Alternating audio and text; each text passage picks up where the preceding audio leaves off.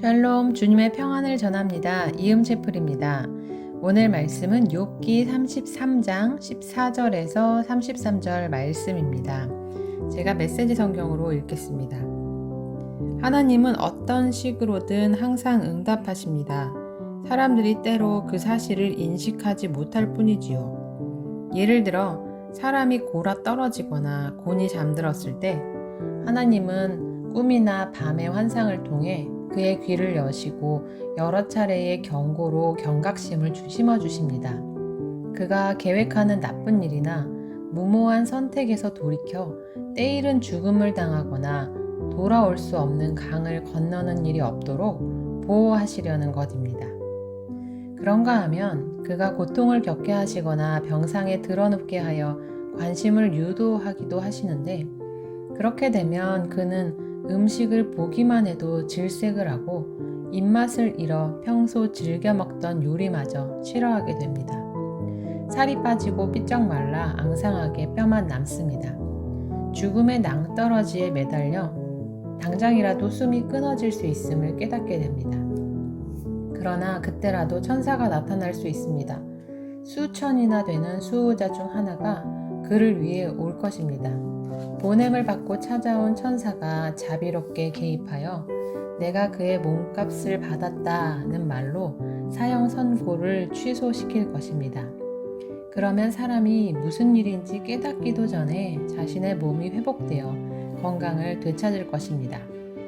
또 사람 자신이 무릎을 꿇고 하나님께 기도할 수도 있습니다. 하나님은 그것을 좋아하십니다. 사람은 하나님의 미소를 보고 그분과의 올바른 관계가 회복되었음을 깨닫습니다. 그리고 기뻐합니다. 그는 만나는 모든 사람 앞에서 하나님을 찬양하고 이렇게 증언할 것입니다.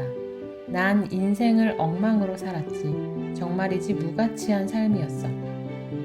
하지만 하나님이 개입하셔서 완전히 죽은 목숨이었던 나를 구하셨어.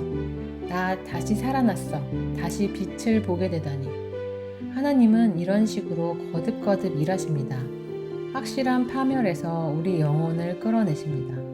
그러면 우리는 빛을 보고 빛 안에서 살게 됩니다. 욥이여, 내 말에 귀를 기울이십시오. 아직 끝나지 않았으니 말을 끊지 말고 계속 들으십시오. 그러나 혹시 내가 알아야 할 것이 있다면 말해 주십시오.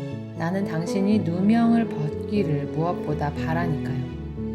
할 말이 없다면 잠자코 들어주십시오. 내 말을 끊어 혼란스럽게 하지 마십시오. 그럼 이제부터 지혜의 기본을 가르쳐 드리겠습니다. 엘리후는 고난을 부정적으로 받아들였던 그 욥과 친구들의 주장과는 달리 고난이 하나님의 선하심을 드러내는 이름을 밝히고 있습니다. 근데 고난이 하나님의 선하신 뜻이라는 그 엘리후의 주장은 분명히 앞에 세 친구들의 주장과는 조금 다른 접근처럼 보이기는 합니다. 그 엘리후는 자신의 이 같은 주장에 대해서 아주 강한 확신을 가지고 욥에게 자신의 말을 잘 들으라고 권면하면서 할 말이 있으면 하라고 이야기하죠. 그러나 이것은 욥의 말을 듣고 싶다는 의미가 아니라 자신이 계속 욥을 가르치겠다라는 의미입니다. 이 엘리후의 발언과 주장에 대해서 성경은 어떻다라는 평가를 내리지는 않고 있습니다. 그런데 그 엘리후가 욥의 고난에 대해서 하나님의 뜻을 완전히 이해했다라고 볼 수는 없습니다.